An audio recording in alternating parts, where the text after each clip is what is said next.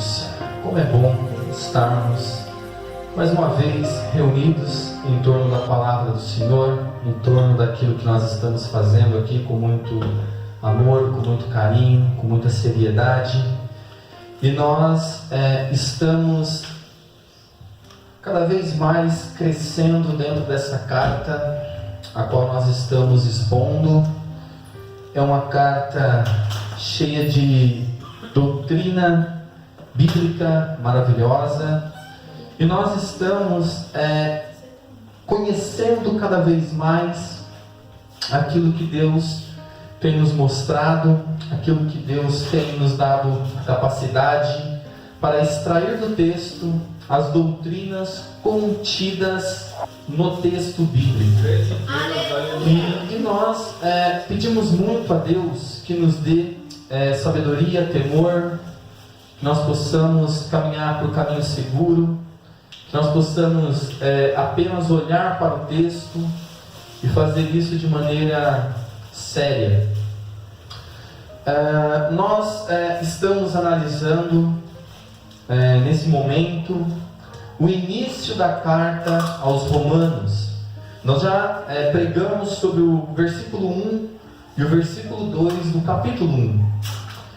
E nós agora estamos nos deparando com o versículo 3, o versículo 4 e, por misericórdia também, se Deus permitir, o versículo 5. Mas eu creio que nós iremos ficar na noite de hoje mas com o versículo 3 e o versículo 4 do capítulo 1. E o que nós temos aqui são dois ensinamentos fundamentais para o cristianismo. São duas doutrinas que o apóstolo Paulo ele coloca de maneira que nós possamos olhar e entender, para que nós possamos ter segurança no Evangelho. O apóstolo Paulo, ele, como nós falamos, ele escolhe as palavras de maneira que nós possamos crescer e entender o contexto a qual ela está inserida. Então, aquele que tem a sua Bíblia, abra em Romanos capítulo 1, e nós vamos ler do versículo 1 ao versículo 4, e depois nós vamos nos reter ao versículo 3 primeiramente, e depois no versículo 4. A palavra de Deus diz assim: Paulo, servo de Jesus Cristo, chamado para ser apóstolo, separado para o Evangelho de Deus, o qual foi por Deus outrora prometido por intermédio dos seus profetas nas Sagradas Escrituras, com respeito a seu Filho, o qual, segundo a carne, veio da descendência de Davi e foi designado Filho de Deus com poder, segundo o Espírito de santidade, pela ressurreição dos mortos, a saber, Jesus Cristo, nosso Senhor. Amém? Bom, como eu falei, nós vamos avançar naquilo que estamos fazendo aqui. Nós vimos no versículo 2 algo que nós meditamos, que é o qual foi por Deus outrora prometido por intermédio dos profetas, dos seus profetas nas Sagradas Escrituras. No versículo 3, ele vai dizer para nós o conteúdo dessa mensagem. O conteúdo dessa mensagem vai arremeter diretamente ao Filho de Deus, que é Jesus Cristo. Então no versículo 3 começa assim: com respeito a seu Filho, o qual, segundo a carne, veio da descendência de Davi e foi designado Filho de Deus com poder, segundo o Espírito da santidade, pela ressurreição dos mortos, a saber, Jesus Cristo, nosso Senhor. Como nós falamos aqui no versículo 3, quando nós olhamos, o apóstolo Paulo, ele faz algo muito importante. Embora esse texto que nós acabamos de ler, ele sutilmente, ele vai tocar em duas doutrinas fundamentais. Ele vai tocar na primeira doutrina, que é dizer que Cristo se encarnou. Então nós vamos tratar primeiramente do verbo que se encarna. E outra coisa muito importante é que veio da descendência de Davi. Então nós vimos que a mensagem é sobre o Filho de Deus. O Evangelho é sobre o Filho de Deus. O Filho de Deus que se encarnou. E uma coisa muito importante que Paulo vai dizer aqui, que nós vemos e vamos olhar no versículo 4, nós temos duas coisas muito importantes. Nós temos aqui no versículo 3 a parte humana de Cristo, o verbo de Deus sendo encarnado, e no versículo 4 nós vamos ter a deidade de Cristo. Nós vamos ter um problema para os judeus, porque eles modularam uma forma de Messias, e o que nós temos aqui é algo que é uma pedra de tropeço para os judeus, que é o Messias morrendo, é o Messias ressuscitando. Então aqui nós temos a pedra de tropeço para os judeus. Mas como nós falamos, vamos por parte, não precisamos correr. Vamos pegar então a primeira expressão que nós vamos ver no versículo 3, que é aqui, o versículo 3 e 4, nos vão nos levar à doutrina então da encarnação do Filho de Deus, que é Jesus Cristo. Nas Sagradas Escrituras, então, a promessa do Messias, a promessa da vinda do reino. Então, nós temos isso nas Sagradas Escrituras, com respeito ao seu Filho. Então, todas as profecias, tudo aquilo que está no Antigo Testamento é relacionado diretamente com o Filho de Deus. Então, o Evangelho, a promessa, as alianças, tudo aponta para Cristo. O sacrifício, tudo aponta para Cristo. Então, como nós já havíamos falado, o Evangelho de Deus, ele é centrado em seu Filho Jesus Cristo, o Messias. Nessa cláusula, como nós podemos analisar e olhar, nessa cláusula, Paulo nos ensina que todo o Evangelho está contido em Cristo, no Messias. Um alerta muito importante para nós, pois desviarmos de Cristo, ainda que seja apenas um passo, significa privar as pessoas do Evangelho. Então veja essa doutrina a qual nós estamos responsáveis por levar ao mundo. Quando nós privamos as pessoas de conhecer o Cristo a qual Paulo está anunciando, o Cristo a qual foi anunciado no Antigo Testamento, o Cristo que traz o Evangelho de Deus, que está ligado com a redenção e o resgate dos pecadores. Então nós vemos aqui que se desviarmos um passo só que seja, nós estamos privando as pessoas do Evangelho.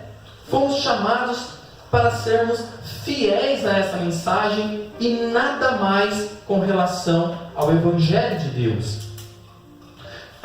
Então, sermos fiéis, visto que Cristo é a viva e expressa imagem do Pai, não há por que nós sentirmos surpresos com o fato de que Ele é simplesmente posto diante de nós como aquele que é tanto o objeto quanto o centro da nossa fé. Então isso é importante. Nós temos que ter essa visão ampla. Então a primeira coisa que nós temos que analisar dessa expressão é segundo a carne. Então aqui nós temos a encarnação do Verbo, nós temos a humanidade de Cristo, nós temos aquilo que ele vai dizer. O apóstolo Paulo ele vai nos apontar que veio da descendência de Davi. Isso é importante também para nós, para a nossa fé. Mas primeiramente vamos tratar então sobre segundo a carne. A confissão de Westminster vai dizer assim: o Filho de Deus, a segunda pessoa da Trindade, sendo verdadeiro e eterno Deus, da mesma substância do Pai e igual a Ele, quando chegou o cumprimento do tempo, tomou sobre si a natureza humana com todas as suas propriedades essenciais e enfermidades comuns, contudo, sem pecado, sendo concebido pelo poder do Espírito Santo no ventre da Virgem Maria e da substância dela, as duas naturezas inteiras, perfeitas e distintas, a divindade e a humanidade, foram inseparavelmente unidas em uma só pessoa, sem conversão, composição ou confusão. Esta pessoa é verdadeiro Deus e verdadeiro homem, porém um só Cristo, um único mediador entre Deus e os homens. Então, quando nós olhamos aqui para a Confissão de Westminster, nós conseguimos ver a doutrina da união hipostática das duas naturezas de Cristo vivendo no corpo dele, na mesma pessoa. Então, quando nós olhamos para Cristo, nós vemos a sua deidade e nós vemos também a sua humanidade. As duas naturezas não se misturando, porém coabitando no mesmo corpo. Então, nós vemos que Cristo ele é verdadeiramente Deus e ele é verdadeiramente homem. Ele é 100% Deus e 100% homem.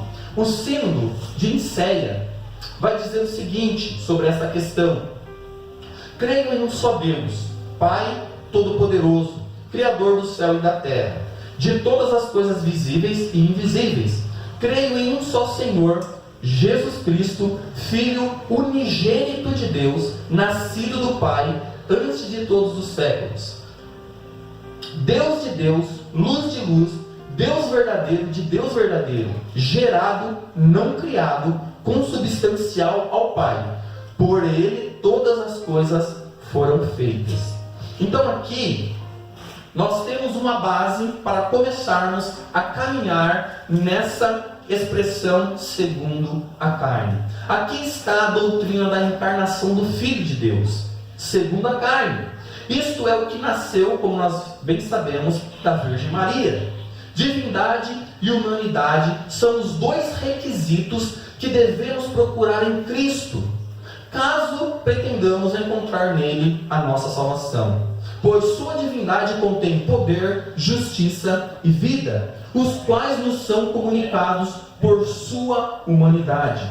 Por esta razão, o apóstolo expressamente mencionou ambas em seu sumário do Evangelho, ao declarar que Cristo manifestou-se na carne e que na carne ele declarou ser o Filho de Deus. Igualmente o apóstolo João, após afirmar que o Verbo se fez carne, acrescenta em sua própria carne havia glória do unigênito do Pai. Quando olhamos o Evangelho de João, capítulo 1, versículo 14, vai dizer o seguinte: e o Verbo se fez carne e habitou entre nós, cheio de graça e de verdade, e vimos a sua glória, glória como do unigênito do Pai. Tchau, gente. Único gerado. Jesus é o Filho único de Deus. O termo significa, portanto, que o Filho é da mesma substância, ousia do Pai, como nós havíamos falado. O que significa a palavra homoousios?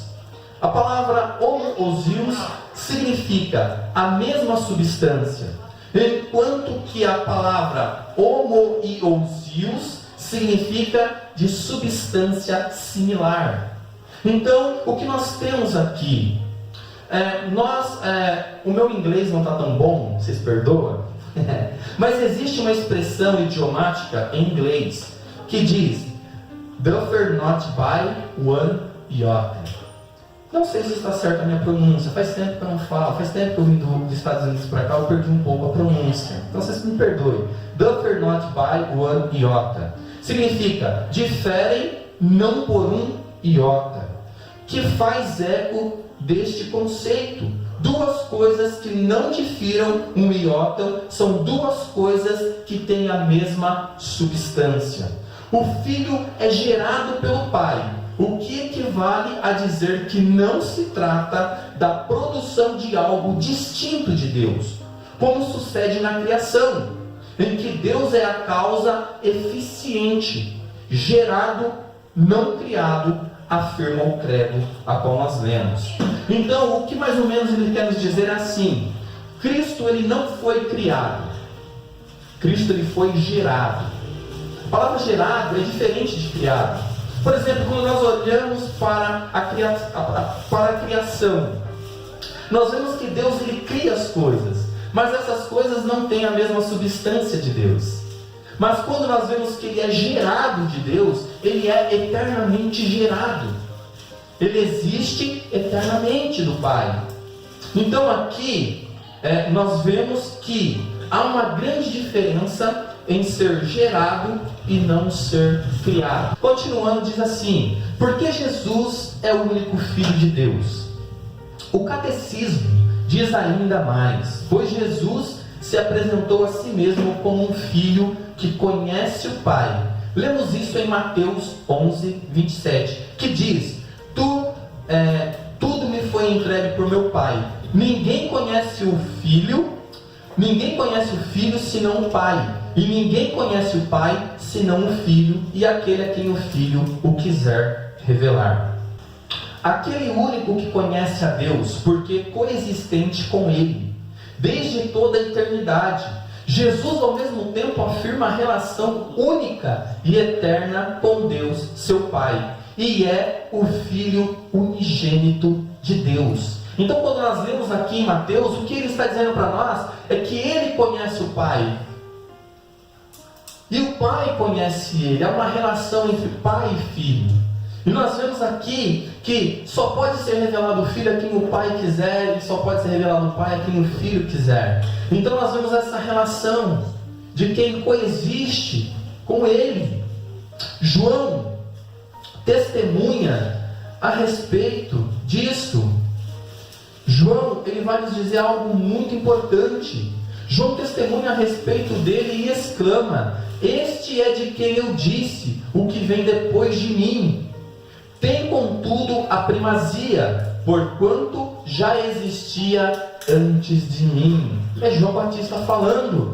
Tradicionalmente, o que nós estamos fazendo aqui, como nós falamos, essa passagem tem sido entendida como uma descrição das duas naturezas de Cristo, também conhecida como a doutrina da união hipostática de Cristo, que trata das duas naturezas de Cristo habitando o mesmo corpo, onde temos ciência que Jesus é 100% homem e 100% Deus. No entanto, como já mencionamos, é mais apropriado entendê-la principalmente como uma descrição do ministério do Salvador. Embora Cristo seja a segunda pessoa da Trindade, ele se tornou homem a fim de compartilhar as fraquezas da humanidade. Então, quando nós olhamos ali a expressão se fez carne, isso é muito importante, porque Cristo, ao se fazer carne, ele está compartilhando da nossa natureza. Como diz lá em Hebreus capítulo 2, versículo 14: visto pois que os filhos têm participação comum da carne e sangue, desses também ele quem? Jesus, igualmente participou, para que por sua morte destruísse aquele que tem o poder da morte, a saber, o diabo. Então, veja qual a importância da encarnação do Filho de Deus. Em Hebreus também, capítulo 4, versículo 15, vai dizer assim: porque não temos sumo sacerdote que não possa compadecer-se das nossas fraquezas, antes foi ele tentado em todas as coisas, a nossa semelhança, mas sem pecado. Então a maravilha de nós olharmos o que Paulo está falando logo aqui no começo dessa carta, essa doutrina da encarnação, da descendência de Davi, isso nós temos que entender, porque aqui é um dos pilares centrais do cristianismo. Se nós não entendermos isso, iremos dar vazão para muitas heresias que surgiram dentro da história da igreja, tais como o gnosticismo, marcianismo, apolarianismo, dualismo. São tantas doutrinas que durante a história da igreja fustigaram ela, tentando destruir essa doutrina bíblica. Ou as pessoas enfatizavam demais a natureza humana de Cristo, ou as pessoas enfatizavam demais a natureza divina de Cristo, ou as pessoas diziam que Cristo nem corpo tinha, mas era um fantasma. Então veja como coisas terríveis são inventadas para destruir a base do cristianismo. Então, para nós, como igreja, é importante nós olharmos com uma seriedade para essa doutrina. Talvez eu não entenda ela completamente, mas o problema não está na palavra de Deus, sempre vai estar comigo. Então eu peço a Deus sempre que me dê um pouco mais do seu conhecimento. Então, continuando, diz assim: ele se tornou descendência de Davi, para ser herdeiro do trono davídico, e assim ser o Messias. O fato de Cristo ser descendente de Davi contribuiu, portanto, para a confirmação da nossa fé.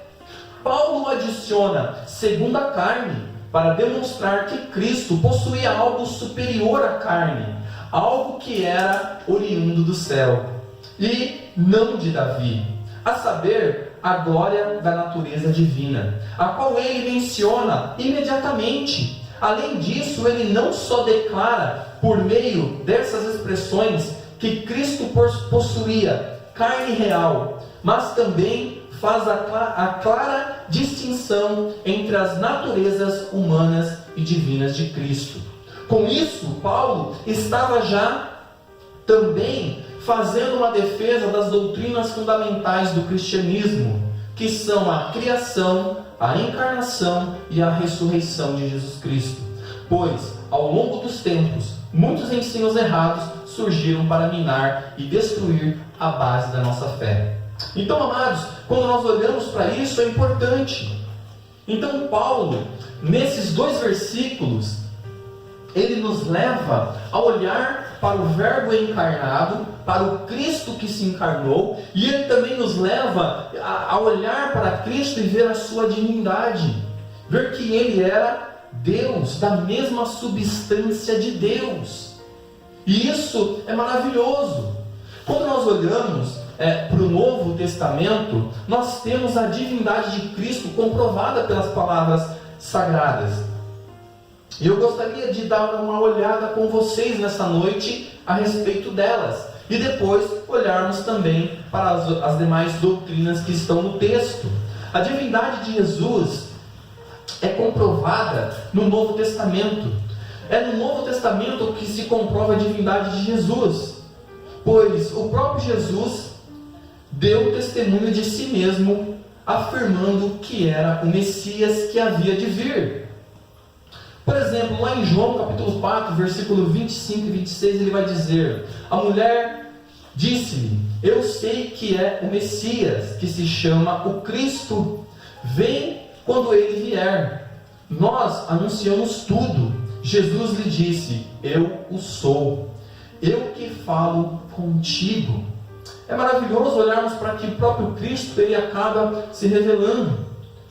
No princípio era o Verbo, e o Verbo estava com Deus, e o Verbo era Deus. Ele estava no princípio com Deus. Todas as coisas foram feitas por Ele, e sem Ele nada do que foi feito se fez. O Verbo aqui mencionado é Cristo.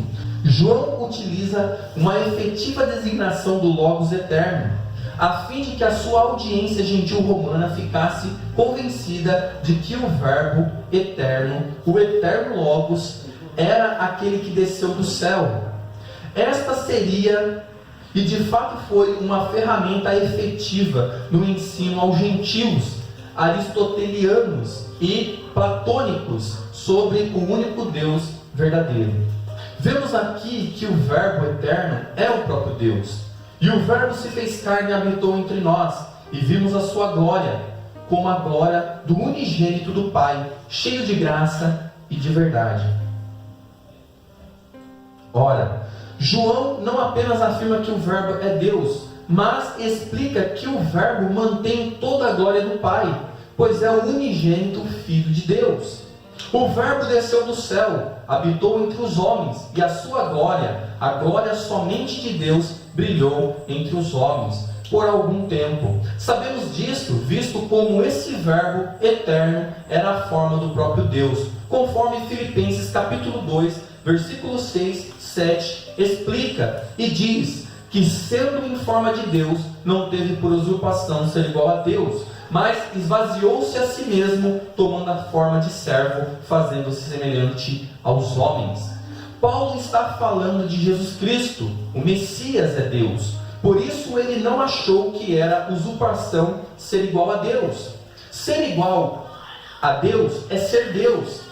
Pense sobre os atributos de Deus e na incomunicável natureza dos seus atributos.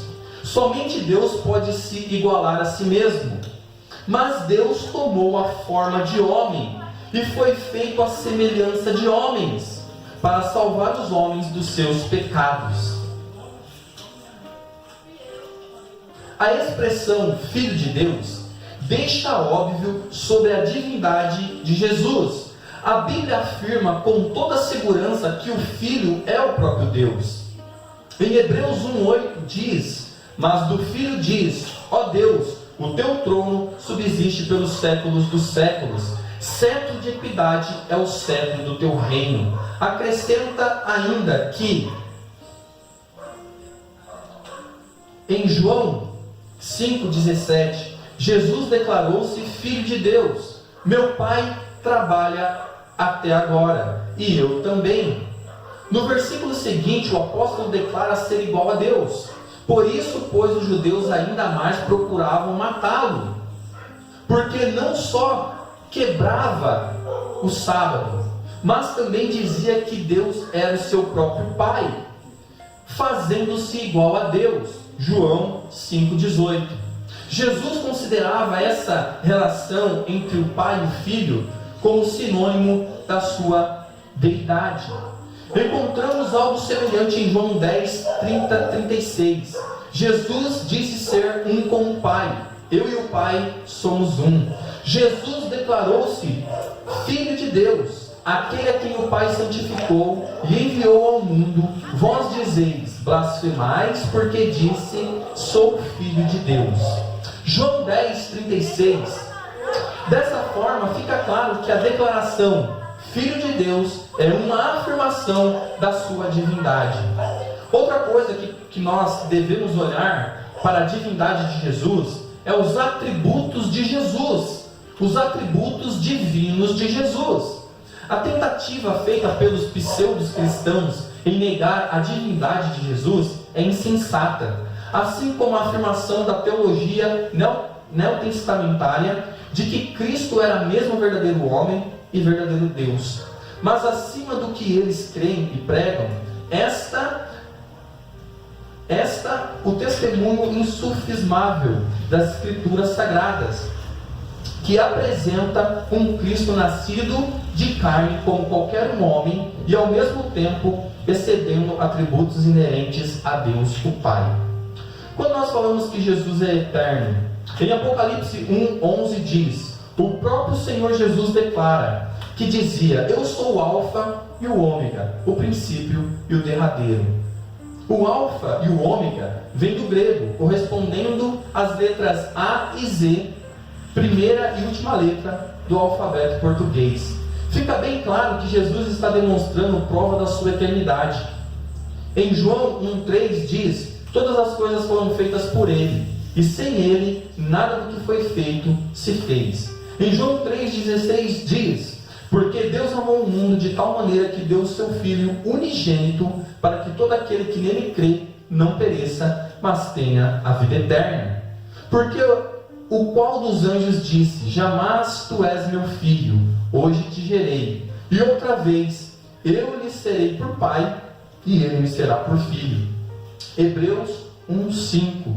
Em João 8:58 vai dizer: disse-lhes Jesus: em verdade vos digo, que antes que Abraão existia, eu sou. Em João 14:13 vai dizer: e tudo quanto pedires em meu nome, eu farei, para que o Pai seja glorificado no Filho. Em João 14:13 Em em Isaías 9,6 vai dizer: porque um menino nos nasceu, um filho se nos deu, e o principado está sobre os seus ombros, e se chama o seu nome Maravilhoso, Conselheiro, Deus Forte, Pai da Eternidade e Príncipe da Paz. Em Hebreus 13,8 vai dizer: Jesus Cristo é o mesmo ontem e hoje e eternamente. E Apocalipse 22, 13, 14 vai dizer assim: bem-aventurados aqueles que guardam os meus mandamentos, para que tenham direito à árvore da vida e possam entrar na cidade pelas portas. Em Hebreus 1, do 10 e 12 diz assim: e tu, Senhor, no princípio fundastes a terra, e os céus são obras das tuas mãos. Eles perecerão, mas tu permanecerás, e todos eles como roupa envelhecerão, e como um manto os enrolará, e serão mudados. Mas tu és o mesmo, e os teus anos não se acabarão. Então nós temos alguns atributos que, quando nós olhamos, pertencem a Deus e ao mesmo tempo pertencem a quem? A Jesus Cristo também, porque os dois têm a mesma substância. Outra coisa muito importante é que, quando nós olhamos para a palavra de Deus, nós vemos que Jesus também é onisciente, um atributo que somente é de Deus, é incomunicável de Deus. Então Jesus também ele é onisciente. Quando nós lemos a palavra de Deus, nós podemos perceber isso. Apesar da complacência do Filho de Deus de desaposar de si mesmo e assumir a forma de servo, como nós lemos lá em Filipenses capítulo 2, versículo 7, o mesmo não deixou de ser plenamente Deus. A sua onisciência é evidente nos livros sinópticos, pois ele conhecia os pensamentos das pessoas que estavam ao seu redor. Quando lemos Mateus capítulo 9, versículo 4, diz: mas Jesus, conhecendo os seus pensamentos, disse: por que pensais mal em vossos corações? Veja, Jesus ele era onisciente, ele conhecia os pensamentos das pessoas, assim como Deus conhece e esquadrilha o coração do homem. Ainda que não haja uma palavra em nossa boca, como diz lá no Salmo 119, ele a conhece todas. Assim é Jesus. Jesus viu o que as pessoas estavam pensando, e antes que eles dissessem alguma coisa, Jesus já sabia todas elas. Esse atributo da onisciência é apenas exclusivo de Deus e também pertencente a Jesus. Jesus sondou os corações deles, mestres, e somente quem é onisciente consegue fazer isso. Em Marcos, capítulo 2, versículo 6 e versículo 9, vai dizer assim: e estavam sentados ali alguns mestres da lei, raciocinando entre seu íntimo: por que esses homens falavam assim? Está blasfemando. Quem pode perdoar pecados, a não ser somente Deus? Jesus, percebendo logo em seu espírito que era isso que eles estavam pensando, lhes disse: por que vocês estão remoendo essas coisas em seus corações? Veja, Jesus, sem que houvesse nenhuma palavra na boca daquelas pessoas, Jesus conhecia o pensamento daqueles homens. Olha porque Jesus não é uma criatura. Olha que interessante. Quando nós falamos dos anjos, anjo não conhece o seu pensamento. Anjo não conhece o dia de amanhã. Os demônios não conhecem o seu pensamento. Ele não sonda o seu pensamento, porque ele é uma criatura. Quando Deus cria os anjos não conseguem fazer essas coisas. Então Deus ele está acima dos anjos, como nós vemos lá em Filipenses. Mas vamos continuar. Jesus sabia o que os fariseus pensavam. Eles pensavam. Em Lucas capítulo 8, versículo 7 e 8, vai dizer assim: os fariseus e os mestres da lei estavam procurando um motivo para acusar Jesus. Por isso o observavam atentamente, para ver se ele iria curá-lo no sábado. Mas Jesus sabia o que eles estavam pensando, e disse ao homem da mão atrofiada: levanta-se e venha para o meio. Ele se levantou e foi. Jesus não conhecia a mulher samaritana, mas sabia que ela teve 5 maridos. Podemos ver isso em João 4,18, que diz: fato é que você já teve 5, e o homem com quem agora vive não é o seu marido. E que você acabou de dizer é verdade, disse a mulher para ele. Quem pode conhecer essas coisas? Quem pode, senão aquele que é onisciente? Jesus falou para os seus discípulos a respeito do seu amigo Lázaro, mesmo estando em outra cidade.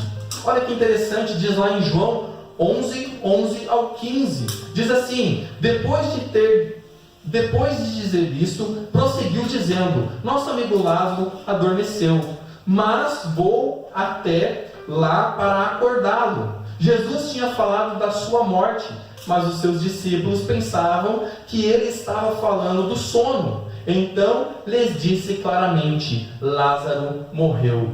Glória a Deus. Veja, Jesus não precisava estar lá, ele sabia o que estava acontecendo lá. Jesus ele não precisava perguntar para os homens o que eles estavam pensando, porque ele sondava os pensamentos. Quem é que pode sondar os pensamentos senão somente Deus? Então nós temos aqui algumas partes da onisciência de Jesus Cristo.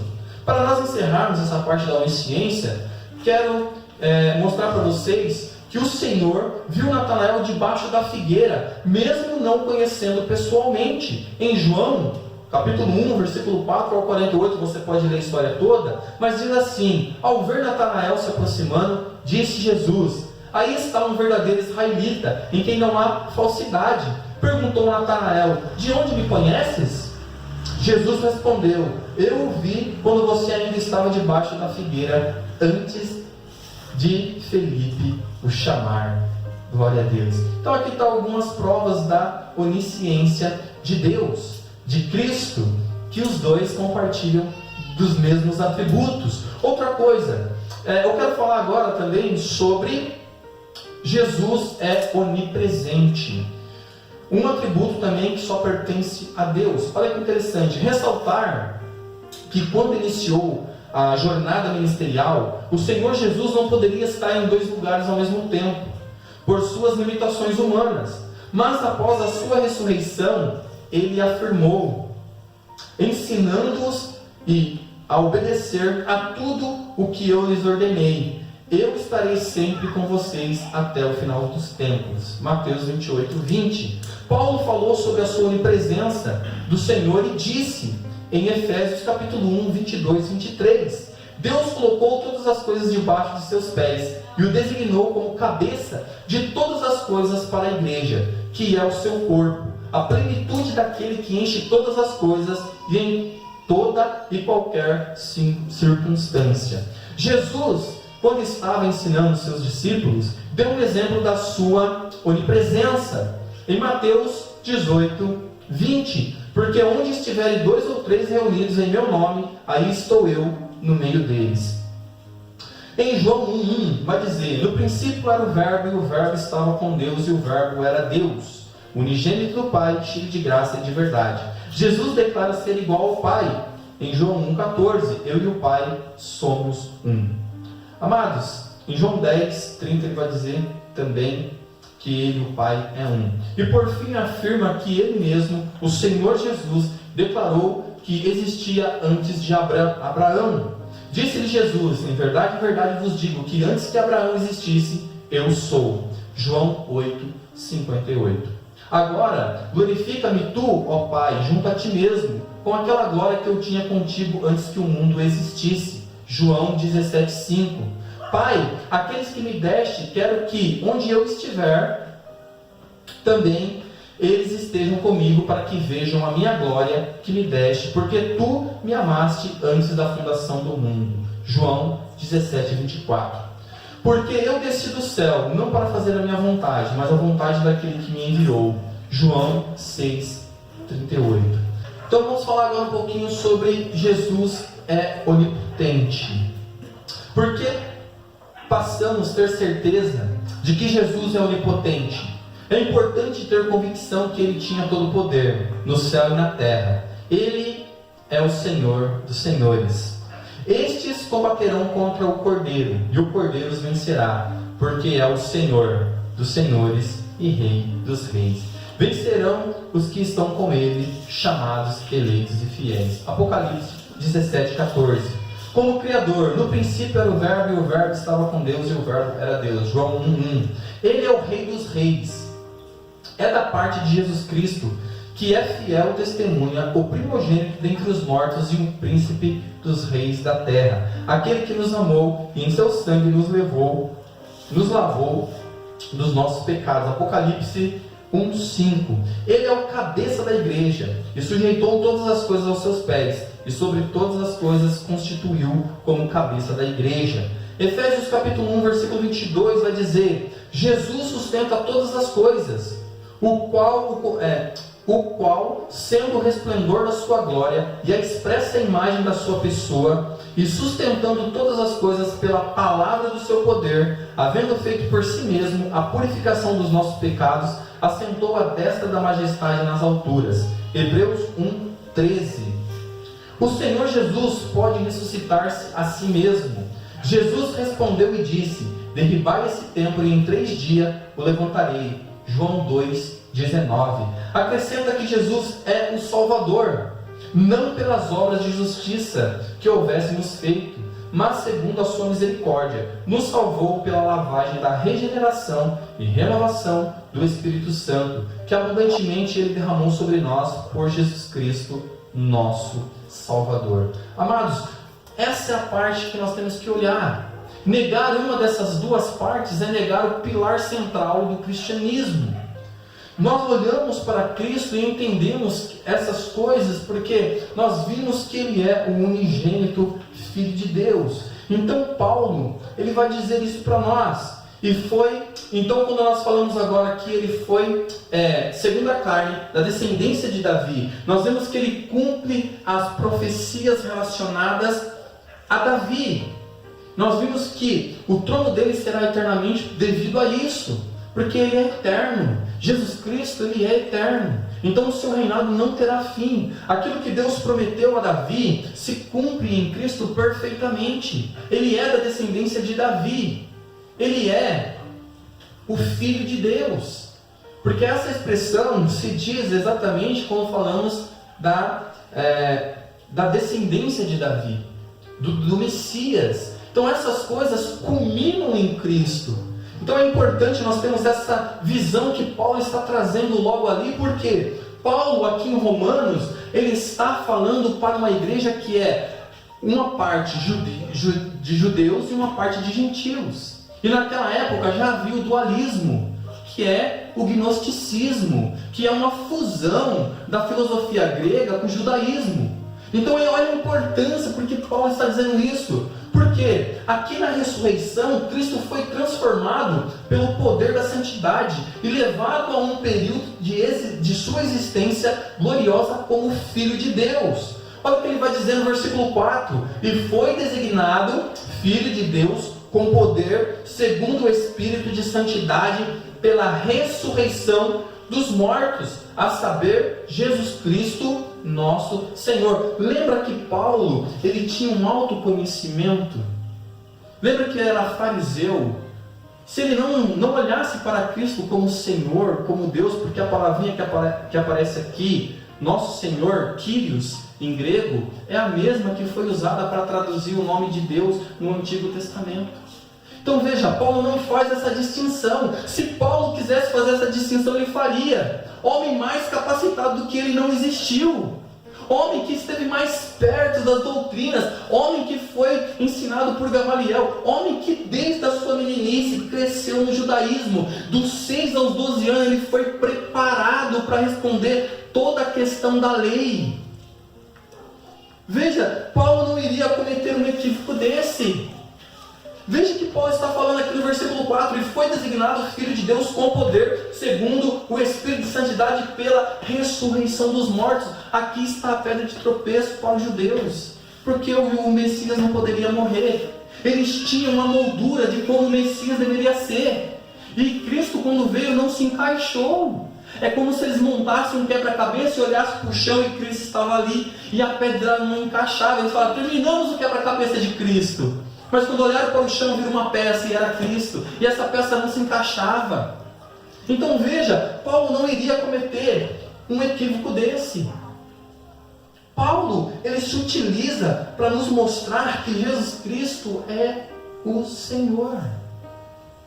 A mesma palavra, o mesmo peso, o mesmo significado.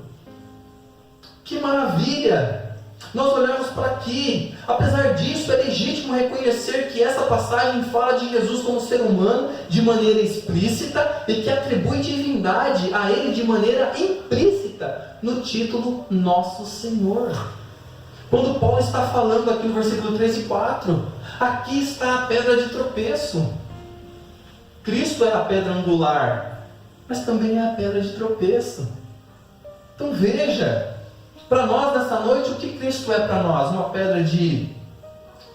pedra angular ou uma pedra de tropeço? São coisas que nós temos que ter, coisas que nós temos que responder dentro do nosso cristianismo. Então nessa noite, olha como importante é nós entendermos isso. E foi designado Filho de Deus com poder, ou determinado Filho de Deus com poder. Paulo está dizendo que o poder da ressurreição representava o decreto pelo qual, como se acha no Salmo 2, versículo 7, Cristo foi declarado Filho de Deus. Neste dia eu te gerei. Gerar aqui tem referência àquilo que foi feito conhecido. Certos intérpretes encontram nessa passagem 3 provas distintas da divindade de Cristo. A primeira é o poder pelo qual compreendem os milagres. A segunda é o testemunho do Espírito. E a terceira é a ressurreição dentre os mortos. Calvino junta essas 3 provas de forma maravilhosa e ele diz: Cristo foi declarado Filho de Deus pelo exercício público de um poder verdadeiramente celestial, ou seja, o poder do Espírito quando ressuscitou dos mortos. João Batista, certa vez, mandou os seus discípulos para perguntar a Jesus se ele era o que havia de vir ou deveria esperar outro. Qual foi a resposta de Jesus aos discípulos de João? Você pode ver isso em Lucas capítulo 7, do 17 ao 22. Esta notícia a respeito dele divulgou-se por toda a Judéia e por toda a circunvizinhança. Todas essas coisas foram referidas a João pelos seus discípulos. E João, chamando 2 dele, enviou o Senhor, Quírios, para perguntar: És tu aquele que estava por vir, ou havemos de esperar outro? Quando os homens chegaram junto dele, disseram: João Batista enviou-nos para te perguntar: És tu aquele que estava para vir, ou esperávamos outro? Naquela mesma hora curou Jesus muito das moléstias e de flagelos e de espíritos malignos, e deu vista a muitos cegos. Então Jesus lhes respondeu: Ide anunciar a João o que vistes e ouvistes. Os cegos veem, os coxos andam, os leprosos são purificados, os surdos ouvem, os mortos são ressuscitados, e os pobres anunciam-lhes o Evangelho. Amados, uma coisa muito importante que nós temos que entender é que os milagres que Jesus fazia era para os judeus saber que ele era o Messias. Os milagres não foram feitos para nós acreditarmos nele. Nós não precisamos de milagres. Nós precisamos ouvir o Evangelho, a mensagem da cruz.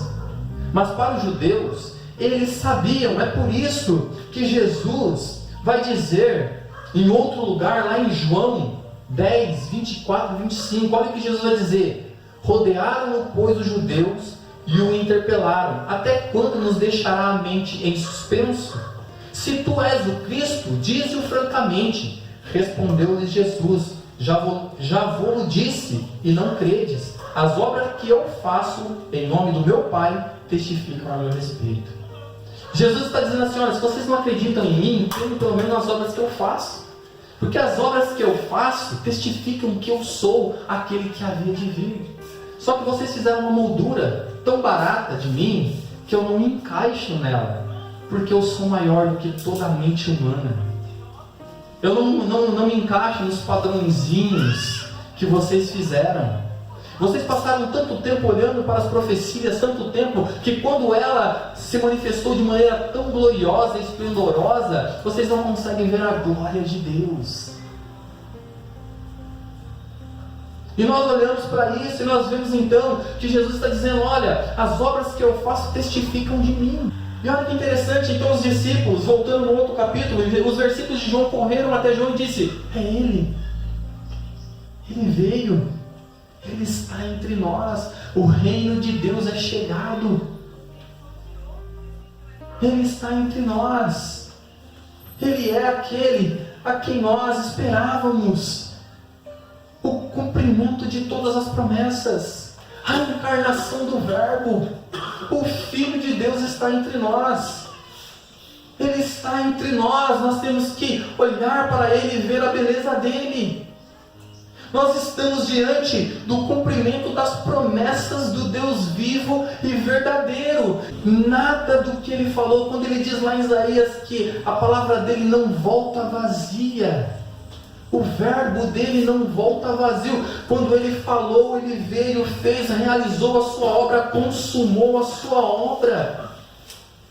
Então hoje nós estamos olhando e estamos vendo um dos pilares fundamentais do cristianismo, olharmos para Cristo e entendermos quem Ele é. E se nós não entendermos, que Deus tenha misericórdia da nossa mente finita, que Deus tenha misericórdia das nossas mentes superficiais, que Deus tenha misericórdia da nossa mente tão rasa. Somente através do Espírito Santo, como nós vimos, nós lemos e nós estudamos até aqui, só pode conhecer o Pai a quem o Filho revelar, e só pode conhecer o Filho a quem o Pai revelar. Não está na minha eloquência em fazer você conhecê-lo, mas eu posso apresentar o que eu apresentei aqui. Agora, te convencer e me convencer, somente o Espírito Santo de Deus, que sonda todas as coisas e conhece todas as coisas. O Espírito Santo conhece a profundidade, as riquezas do próprio Deus. Só Ele pode nos comunicar aquilo que a nossa mente caída não consegue entender. Então aqui, com muita humildade, com muito temor, com muito carinho, com muita dedicação, eu peço que o próprio Deus nos ensine a sua palavra. Até aqui eu procurei de maneira bíblica mostrar a palavra de Deus, a qual nós cremos, a qual nós nos deleitamos. Então, por que nós fizemos isso? Justamente para rebatermos as falsas doutrinas e as falsas heresias que existiam no primeiro século e ainda existem nos nossos dias. E somente com essa base nós poderemos nos posicionar. Então nós estamos aqui diante desse texto maravilhoso, onde Paulo vai dizer para nós essas verdades. Onde Paulo diz para nós que, com respeito ao seu poder, o qual foi segundo a carne, veio da descendência de Davi, e foi designado Filho de Deus com poder, segundo o Espírito da Santidade, pela ressurreição dos mortos, a saber, Jesus, o Messias, nosso Senhor. Porque às vezes quando nós lemos Jesus Cristo, as pessoas acham que Cristo é o sobrenome de Jesus, né? As pessoas juntam, fundem as duas coisas. Então olha que interessante, olha como fica mais forte o que Paulo está falando aqui. Olha, Jesus, o Messias, nosso Senhor, queridos. Então é maravilhoso. Então, como nós falamos aqui, Paulo ele mostra a encarnação, a divindade, a humanidade de Cristo, mostra a pedra de tropeço para os judeus. Porque eles falam, não, ele vai vir, ele vai nos libertar do Império Romano, ele vai fazer um grande exército, ele vai marchar, ele vai triunfar, ele vai fazer isso, ele vai levantar um império aqui na terra. E Jesus disse, o meu reino não é deste mundo.